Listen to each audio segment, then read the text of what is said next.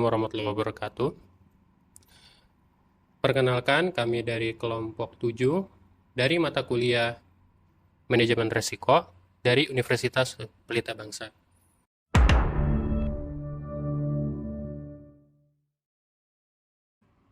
Sebelum itu, saya akan memperkenalkan diri pada malam hari ini untuk tugas materi Manajemen Resiko.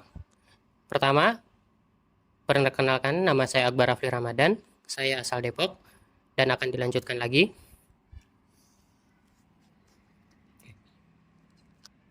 Perkenalkan, nama saya Ahmad Mutakin. Saya asal dari Cepu, Jawa Tengah. Perkenalkan, nama saya Siti Duyani Raihani, asal dari Cikarang.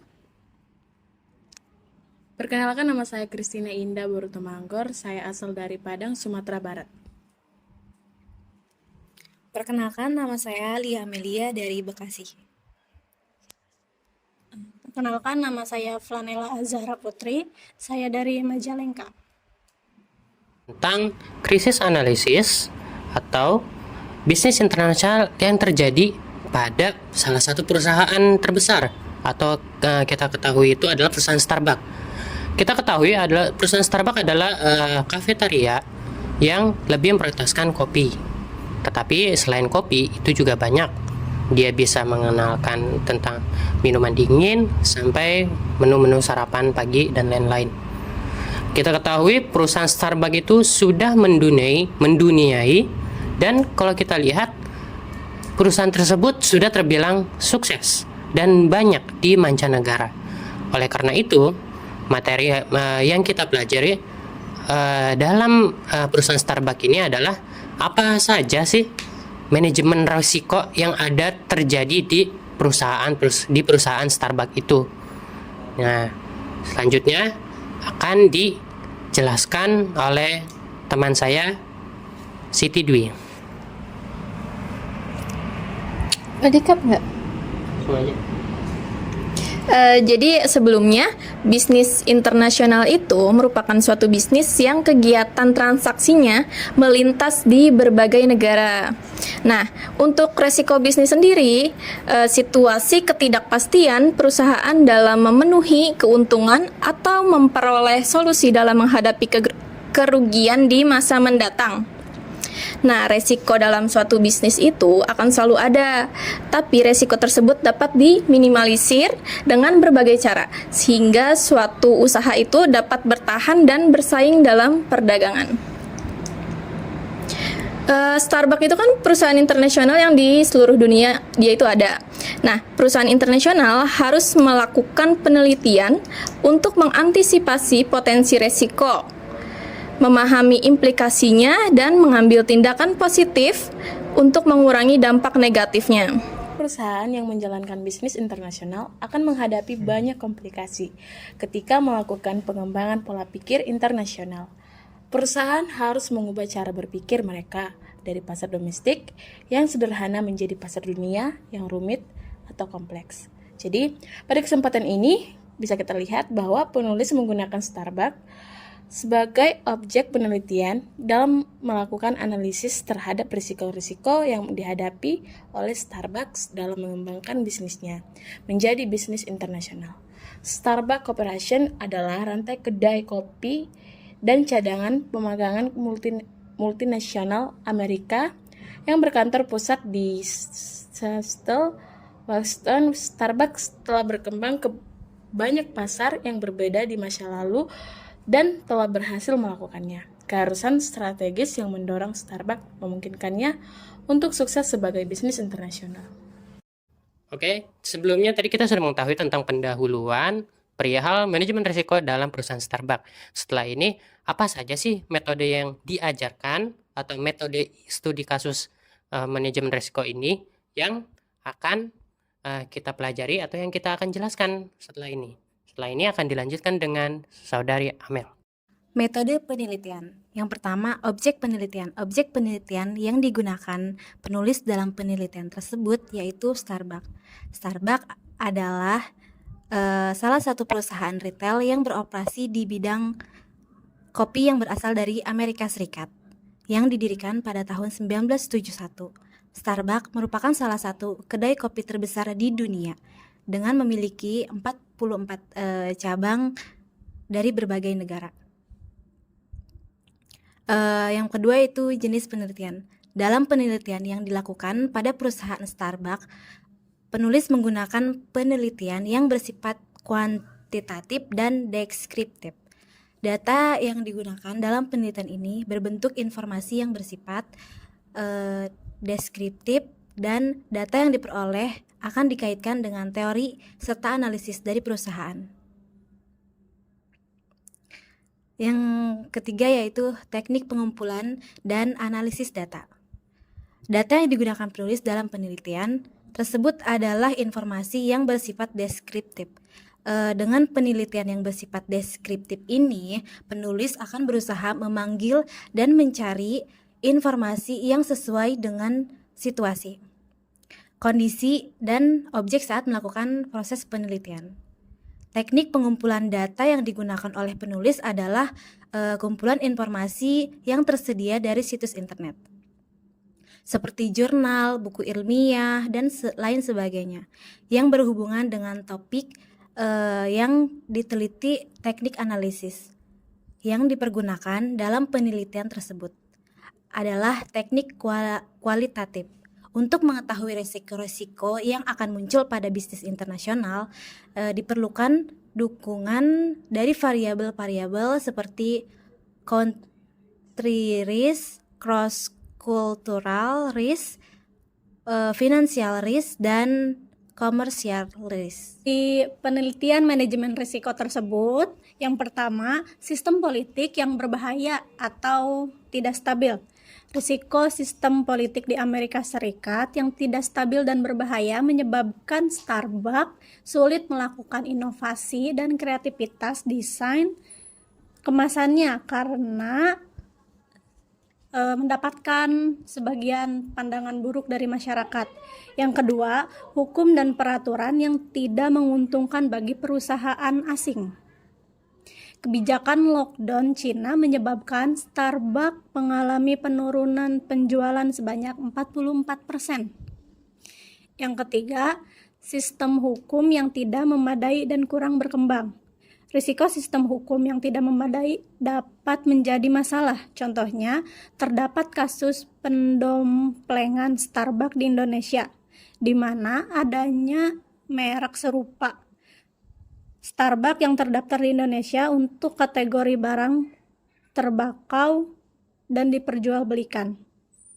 Yang keempat, birokrasi. Presiden Amerika Serikat Donald Trump mempertimbangkan untuk mengenakan pajak impor terhadap barang produksi negara Meksiko, dan hasil pajak akan digunakan untuk pembangunan tembok pemisah di daerah perbatasan Amerika Serikat-Meksiko. Korupsi dan kesalahan etika lainnya.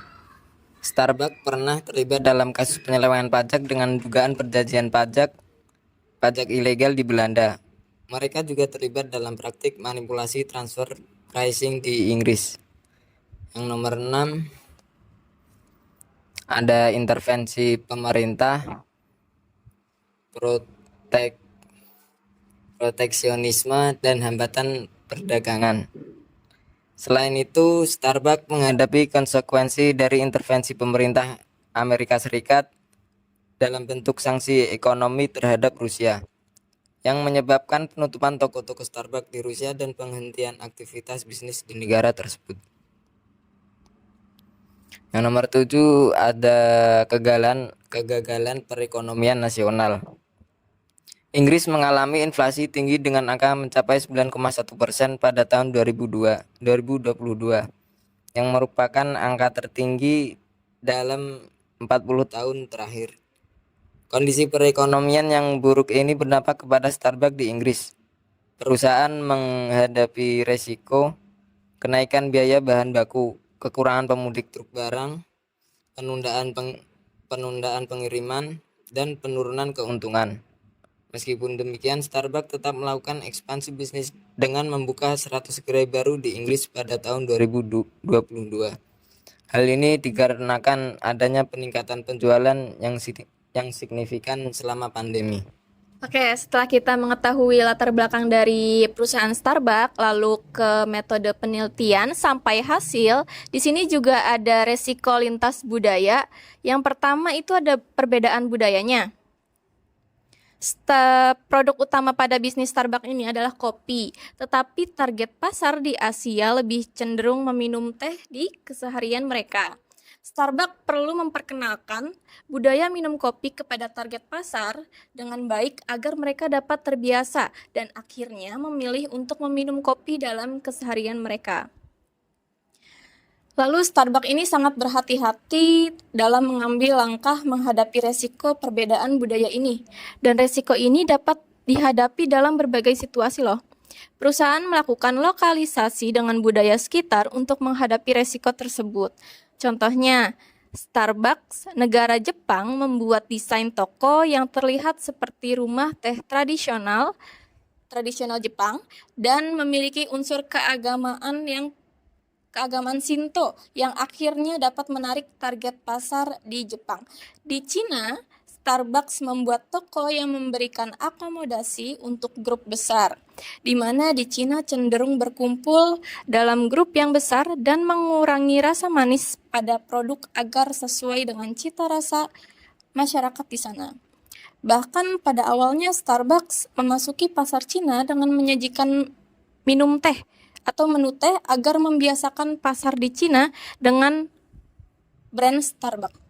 Di Prancis, Starbucks menghadirkan produk berupa Finnish coffee dan makanan lokal lainnya untuk menyesuaikan dengan keinginan lokal. Yang kedua dari resiko lintas budaya ini ada pemilihan keputusan. Cara Starbucks mengambil keputusan bisnis harus disesuaikan dengan kecocokan pasar agar bisnisnya dapat beroperasi dan bertumbuh dengan baik. Misalnya di Arab Saudi, logo Starbucks bahkan menjadi kontroversial di mana logo mereka dianggap pornografi. Demi mendapatkan pasar di Arab Saudi, Starbucks perlu mengambil keputusan untuk mengubah logo mereka di Arab dari putri duyung tanpa busana menjadi mahkota dan ombak saja. Keputusan yang diambil oleh Starbucks berhasil membuat perusahaan dapat bertahan di Arab Saudi. Yang ketiga ada praktik etis. Praktik etis itu perlu diperhatikan oleh setiap bisnis, terutama bisnis yang telah menjalankan keberlanjutan atau disebutnya sustainability. Perusahaan Starbucks menjalankan program coffee dan farmer equity atau CAFE, praktis yang menunjukkan bukti bahwa praktis etis perusahaan Starbucks kepada petani kopi, komunitas, dan lingkungan. Cafe bertujuan untuk menghargai produsen atas kopi yang sudah mereka budidayakan dengan metode yang bertanggung jawab dan keberlanjutan, memberikan kontribusi sosial dan lingkungan dari tingkat petani sampai konsumen. Oleh karena itu, meskipun budaya dari pemasok dan partner maupun pelanggan berbeda-beda, Starbucks berusaha untuk tetap memperlakukan mereka semua dengan sama. Oke, lanjut current financial risk. Yaitu yang pertama bisa kita lihat yaitu exposure mata uang. Risiko terbesar Starbucks terletak pada harga biji kopi yang tinggi akibat adanya fluktuasi mata uang. Mengingat Starbucks memasok biji kopinya dari berbagai negara dalam jumlah besar. Yang kedua, penilaian aset. Risiko penurunan nilai aset dalam bisnis internasional dapat terjadi akibat adanya penurunan nilai pasar, seperti yang terjadi pada Starbucks akibat tekanan pandemi global, dibuktikan dari penjualan yang melemah. Yang ketiga, perpajakan luar negeri. Pada tahun 2019, Jepang menaikkan tarif pajak konsumsi dari 8% menjadi 10%. Hal ini menjadi produk Starbucks yang sudah sangat mahal di Jepang akibat harga bahan baku yang tinggi, harus membuat konsumen membayar dengan harga yang lebih mahal.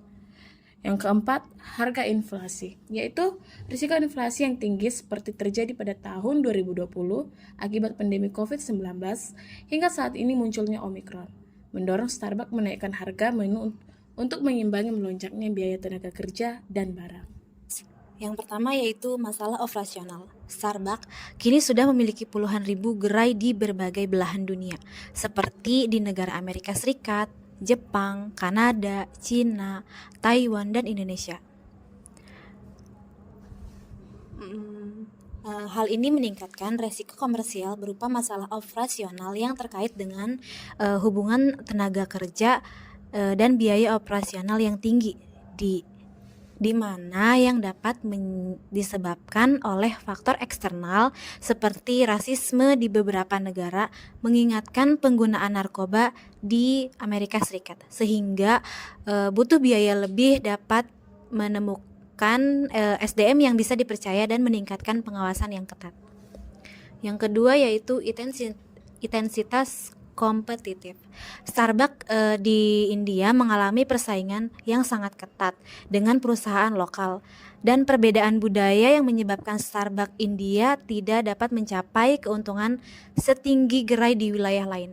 Resiko intensitas kompetitif semakin besar dengan adanya keberadaan pesaing Starbucks secara global.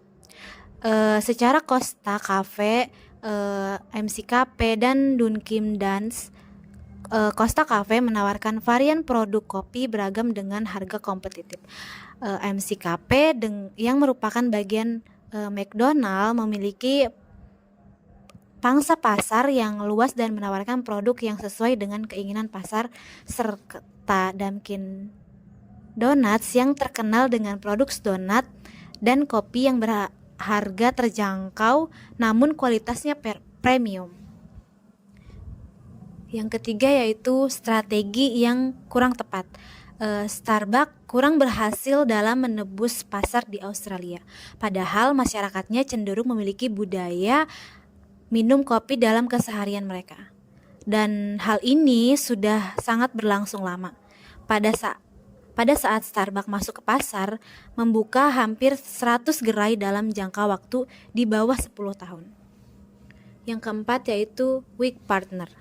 Starbucks dapat masuk ke pasar Afrika Selatan melalui perusahaan Taste Holdings selaku penerimaan lisensi. Namun tidak lama setelah melakukan ekspansi di sana, Starbucks mengalami hambatan untuk melakukan ekspansi lanjutan dikarenakan biaya operasional yang sangat tinggi dan hutangnya cukup banyak.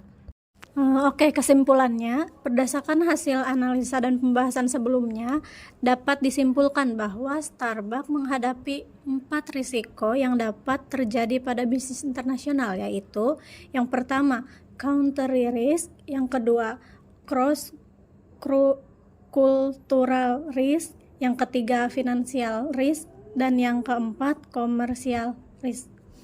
Untuk country risk yang dihadapi oleh Starbucks, contohnya seperti sistem politik Amerika Serikat yang membuat Starbucks tidak dapat melakukan inovasi pada desain kemasannya. Yang kedua, kebijakan lockdown Cina yang menurunkan penjualan Starbucks. Terus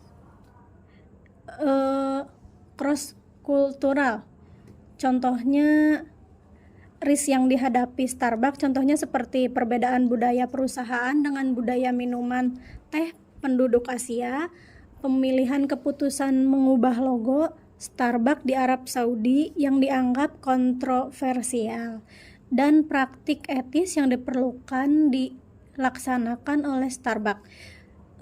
Yang ketiga, finansial yang dihadapi Starbucks seperti eksposur mata uang Amerika Serikat yang mengurangi profitabilitas karena mengeluarkan yang tinggi atas harga biji kopi yang mahal, penurunan nilai aset akibat pandemi global, tarif pajak yang tinggi di Jepang membuat harga Starbucks semakin mahal, dan inflasi di Cina pada saat pandemi COVID-19.